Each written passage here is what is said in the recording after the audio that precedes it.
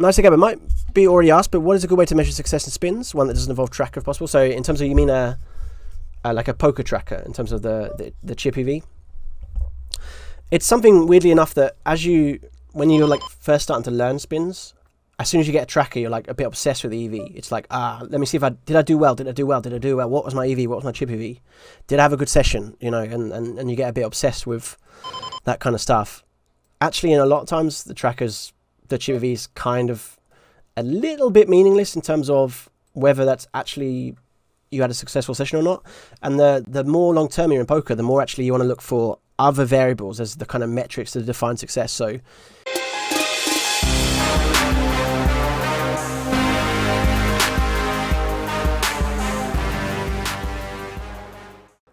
Zukos is a very solid reg from Belarus. Razek, who we were playing with earlier. I don't know if Razek's a recreational. Razek, we were playing over a year ago. So Razek, I apologise if you've been mislabeled. You must have done something funny a year ago. But it's possible you'll be a reg now. Well done to Ducky for the 3 months in a row. Wubsy, if you could, you get home one day. You've been out to the shops. You've been out to Tesco's. You come back. The door's open. What's going on here, guys? You open the door. Upstairs, you hear some scurrying about. You go, hang on, what's going on? You open the door. There's Ducky, all right? She's in bed. And with her, a member of Team 601. Who would you least like to see in bed there? And who would you most like to see? Question of the day. That is Texas Tomo's large question. Large question. And it goes to Wubsy. You know, you could have just Joe's face. I would love to be able to just like pull. It's just sort of that smile, isn't it? That. Please, just a bit like that. Popping out under the sheets, you know. All right, we'll try one more. Canela. Varomakande is now following. Thank you very much for the follow, Varomakande. I wish you good luck. I wish you buena suerte. I wish you boa sorte. I wish you veel geluk. I wish you whatever the words could be. We got Mix and we got Canela, and Mix immediately 3 bets non in to 7 BBs.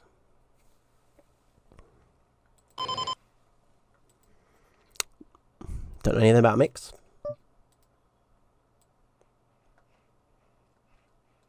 This is a weird spot because we hate getting limp jams on.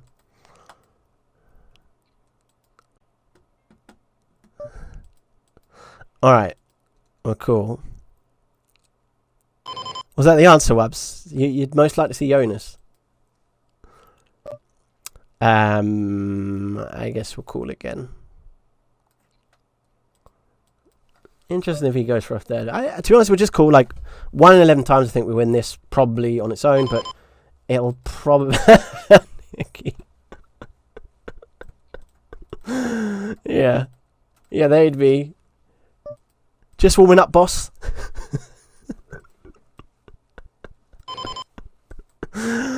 Yeah.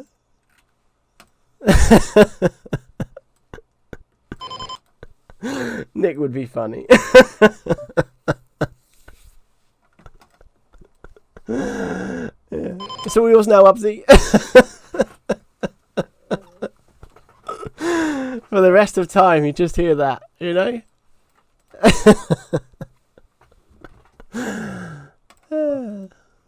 We've lost every hand so far. We'll try limp. Mr. Mix just went, no, I'm going to 3-bet you before. So let's just try a little bet. I don't know much about Mix, so we'll just see how things develop. Okay. Fold. Best regular wants me to turn on HUD. It is on, but I can't unfortunately show it. But I will try my best to drop in information if I use it to make a decision. Here, for example, these are 2 new players. We've never played them before, so the HUD stats is pretty empty. This guy's raised 1 in 2 buttons, which doesn't really help us here at all. Cool. Shove. Yeah, just check fold, I think, turn. I think. I don't see him shoving enough like king 10 off here. Well, probably have the best hand now. Probably. But do we get called by anything? Probably not. Do we just block? I quite like just a weird, tiny little block. Let's try. Oops. I meant to do 1.5, 1.2 or something. Maybe it's not bad, you know? Like, he doesn't have 4-5 in his range. Well, this is strange to me. Well, this sucks. Had we gone for a small, like a normal size block and he shoved, we were folding, I think we're going to call now, because again, we were up 1 in 5 times. You just could be messing about sometimes, right? Or we could have a set. Okay. Yeah, it seems alright. Fair. Problem when we min bet that by accident is like now it looks like we've potentially tried to induce there. So that kind of sucks, but it is what it is. Alright, we get it 3-way in a pretty nice spot actually. Club? No. Everybody's happy. Except maybe Zukov. But he's probably not unhappy to just take the EV. Should we limp this? Let's try a limp. We'll go for 2 streets. At least. Maybe even sizing up. Potentially.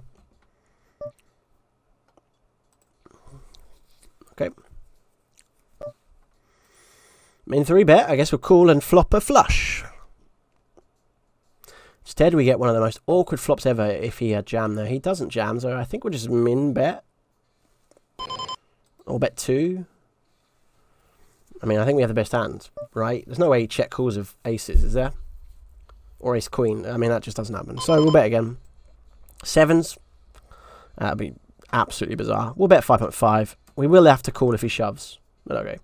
He's got 7s. Nice. Shame about if we check that turn, but yeah.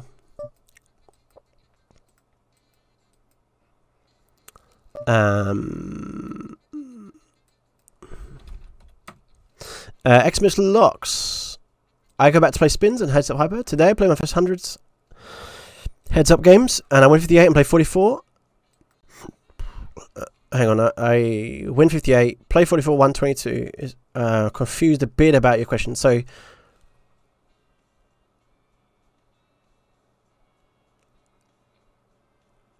what's the question, Xmas? 50? Did you win 58 of your first 100s? Because then, and then you won half afterwards or something. Not in.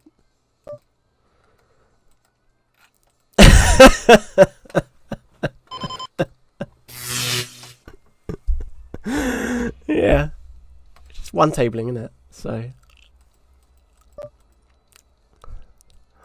I very much dedicate. You see, playing poker is a lot like making love to a beautiful woman, where if you've got too much going on, you won't be successful about the details. It's all about the details. It's all about the timing, ladies and gentlemen. You can't just rush in thinking, I know what I'm doing here. There's a set procedure, but sometimes you've got to be adapt. And we could... Yeah, I like the analogy. Jam.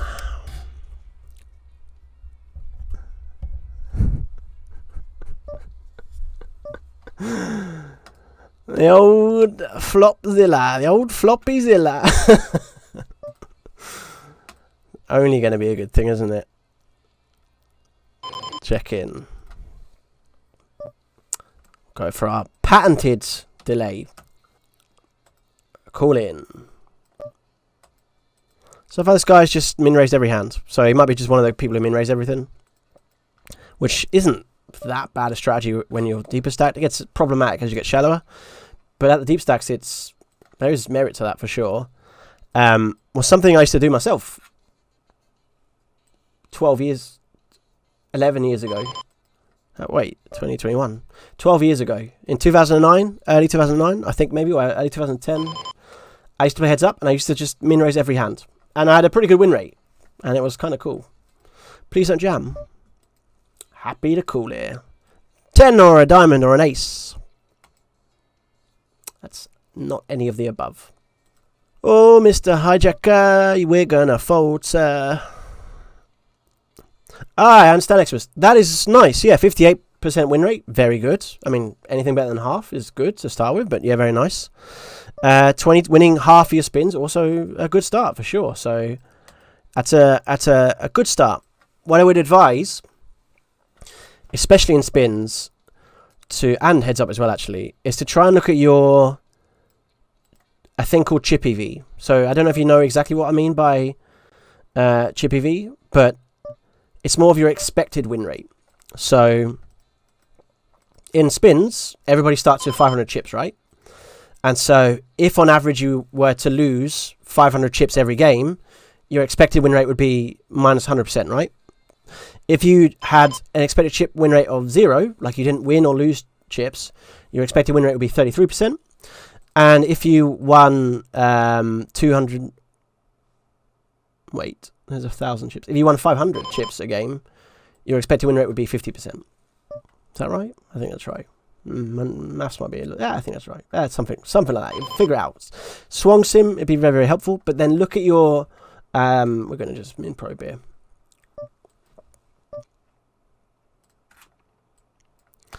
Have I had any sex tape from Sexy Gabe?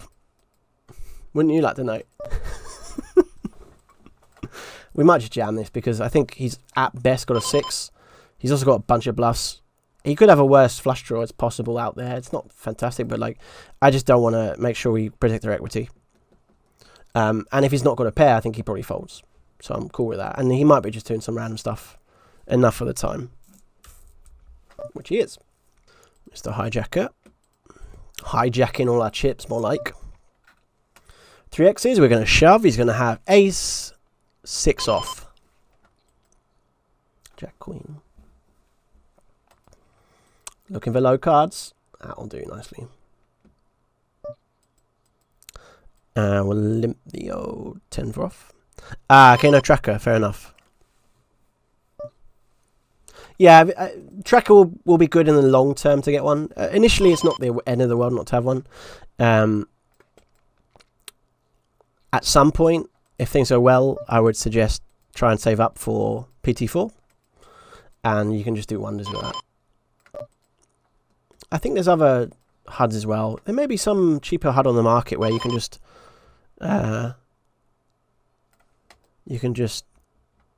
what's the word? Neba, see you is now following. Thank you very much for follow. Should we call it? This is the first open jam he's taken.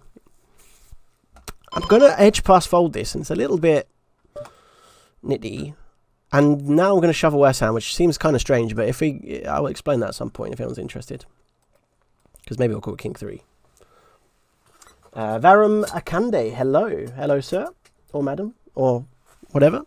So the reason we shove King 4 off there, but we don't call off King 7, is, for anybody unaware, there's a little thing called a gap concept, which is it takes a better hand to call off than it does to shove, because when we shove, there's 2 ways of winning. We can have the best hand and hold and win the all-in, or we can just fold and then we win the big blind anyway. And when we've got 9 big blinds, if we shove 9 times and he folds, we win double our stack, right?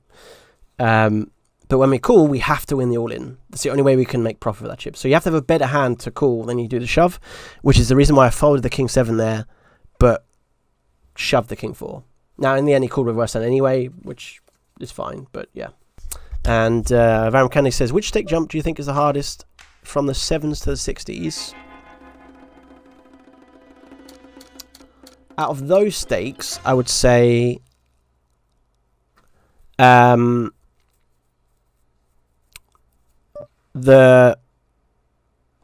let's quickly raise this. 7s to 15s used to be fairly similar. 15s to 30s back in the day was a bit of a jump there. And the 30s to 60s was the biggest jump. 60s to 100s was less of a jump.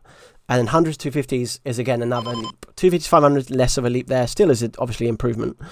But the 2 biggest jumps when you're moving up the spin and go buy-ins would be the jump to the 50s or the 60s. Because at that stake level, you get an awful lot of professionals, people who play like full time, and the games are a lot tougher. There's a lot better regs. There's a lot more people playing. All these sort of things. And then the jump from the 100s to the 250s, because again, at the 250s, everybody is full time, and there's a lot fewer random people willing to chuck 250 down the drain. Whereas 100s, you still see sometimes some random stuff happening, as we've already seen in this session, right? We're going to give this guy a recreational tag. Steve-O from Austria. Bonsoir mon ami, mouton possible, ça va? We are rooting for a queen. No luck. New haircut and new black stuff behind. There we go. What do you think of that? Ah, Wabsy. That looks pretty neat, doesn't it? We've also got a new webcam. I don't know if anyone's seen that. We're going to, look, we've got this new, I quickly jumped. Look at this. Full screen edition. Oh, it's exciting, isn't it? We're going to be jumping to that lots. When we do the chatting, you know, when we're just in chatting mode, that's when we're gonna do it. So, Mr. Zukov, who I really rate as a player, I think he's really good. Thank you for the attempt, Jason. We appreciate it. We're gonna call one. Probably call again. Ah, good Barry. I'm happy and appreciate the compliments. Thank you, sir. Well, this is close, isn't it? I guess we call again. I think the heart will be able to realise there's not going to be that too much reverse implied odds. And we do still beat some bluffs, and he may give up enough of the time, especially on this queen. That feels like quite a nice card for him to give up. We have quite a lot of queen X in our range. We have some flushes in our range. We have some straights in our range. We're obviously not calling here. I don't know about the turn. I'm sure it's a call in GTO, right? Someone. Nice again, it might be already asked, but what is a good way to measure success in spins? One that doesn't involve tracker if possible. So in terms of, you mean like a poker tracker in terms of the chip EV? It's something weirdly enough that when you're like first starting to learn spins, as soon as you get a tracker, you're like a bit obsessed with the EV. It's like, let me see if did I do well? Did I do well? Did I do well? What was my EV? What was my chip EV? Did I have a good session? You know, and you get a bit obsessed with that kind of stuff. Actually, in a lot of times, the trackers, the chip EV is kind of a little bit meaningless in terms of whether that's actually you had a successful session or not. And the more long term you're in poker, the more actually you want to look for other variables as the kind of metrics to define success. So, did you have a tilt-free session? Did you make a lot of good decisions? Did you make a lot of good bet sizing? Were you happy with your decision making throughout the session? Did you play too long? Did you play too short? Were you in good games? Did you make any bad calls, etc., etc.? And really look for those. And like mark hands, that's something you can do. Even without a tracker, you can like either write them down and say, I want to review that, and then go and look at your hand history and say, okay, well, I made a call here on this river. Was that sensible or not? Doing that, all that sort of stuff. And if you can have a successful, like, that's kind of where you want to get along to as a professional, as a long-term professional. You want to define your success as though it's not about the chip EV over a short sample. It's about, did you make good decisions? Were you in good games? Did you do the things that you set out to do at the start? So, like, for example, today, every time I go into my session, I try and make sure that, like, I have a few things that I'm working on. So, today I'm going to try not to be lazy with just calling a bit too wide. I want to think about raising some hands in certain situations. It's something I worked on in my coaching earlier today. And then I also want to make sure my bet sizing is just good and I have good game awareness and, yeah, that I don't get too distracted. That's another thing that, obviously, when you're twitching, it's easy to get a bit chatty. But yeah.